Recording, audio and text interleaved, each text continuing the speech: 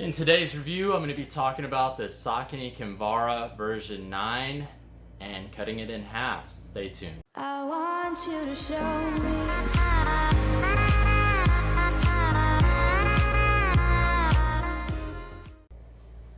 We've got our Saucony Kinvara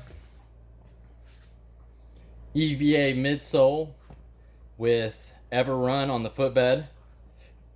I'll be cutting this thing in half. I want to see how thick that Everrun is and how my mileage has been doing with this shoe, adding about 180 to it. Saucony Kinvara 9. There is a Saucony Kinvara 10 out there, and they've merely changed the upper on that. In this video today, I'm going to be doing a review on the Saucony Kinvara, its tech, support. I'm going to be cutting this shoe in half, so make sure you stay till the end of the video. Anyhow, the shoe here is 4 millimeters in its heel to toe drop, 7.8 ounces in its overall weight in a men's size 10, which is very light. This shoe is kind of one of those transition shoes. So if you're looking to race in this, you can race in it, or if you're looking to put some mileage, you can put some mileage. It just really depends on the amount of mileage, and it really depends on the race. So if you're racing in a 5K on this, it might be okay. If you're racing in a half marathon or full marathon, this is a lightweight race shoe that's going to give you plenty of shock absorption and weight for the bang for your buck. If you're trying to use this as a general mileage everyday shoe, you're looking at maybe getting 150 miles out of this.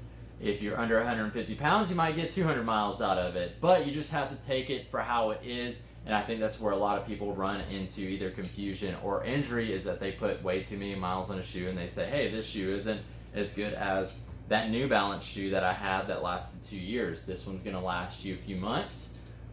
Retire it, rotate it in with everything else, do your speed work in it, do your race day in it. Great. I'm going to be talking about the outsole, midsole, and that upper before I cut this thing open. The outsole, you have rubberized tread sporadically. So for most people that have a heel scrape or strike that rubs some of that rubber off, you've got a little bit of rubber here. It's basically no rubber through this section. It's EVA foam. That's how they're making it so light. That's why you don't get a ton of miles in it. Then you've got little sporadic places where there are rubber spots.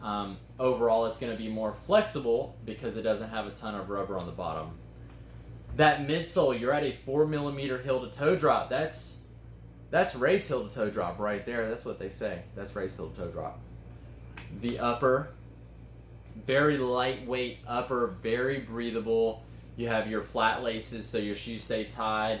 You have your tongue that is sewed in, and a really nice feature that I like, other than having just the tongue sewed in, you've got this extra little piece right here that's sewed in differently with a little bit more flexibility, almost like a rubber or suede on the inside, where it's going to hug that midfoot, where it's going to let the toes be a little free, which is exactly what you want for racing, and hug that midfoot. You've got a plastic heel counter in the back. Overall, I really love this shoe. Oh yeah, I forgot to talk about the Everrun. So it's not a full midsole of Everrun. Everrun is kind of like it's not EVA foam, but it's like a pelletized plastic TPU. They do it on the footbed, and I've had my insoles in this, and it's actually put an impression. I'm gonna get, whenever I cut this open, I'm gonna see how much wear I've put in this over 180 miles or so. Stay tuned. Cut this baby in half.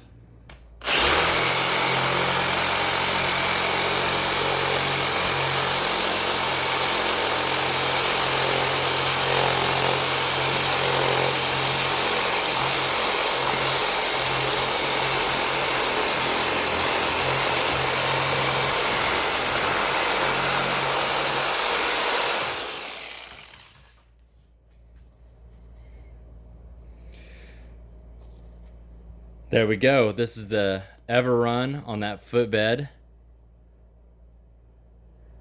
We've got a little indentation here. So this is very interesting on this side. So we actually have a hollow spot. I don't know if there's multiple hollow spots. I'm gonna do another cut right up in here. Essentially, doing a hollow spot like that would increase the stability on the arch side.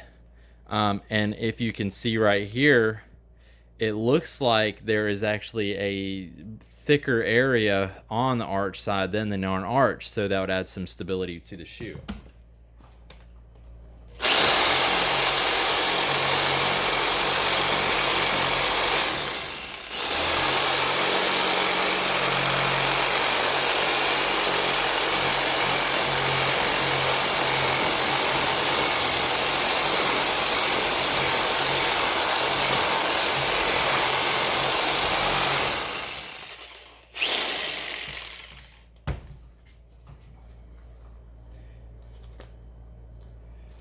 All right, cutting through. I don't see any more hollow spots.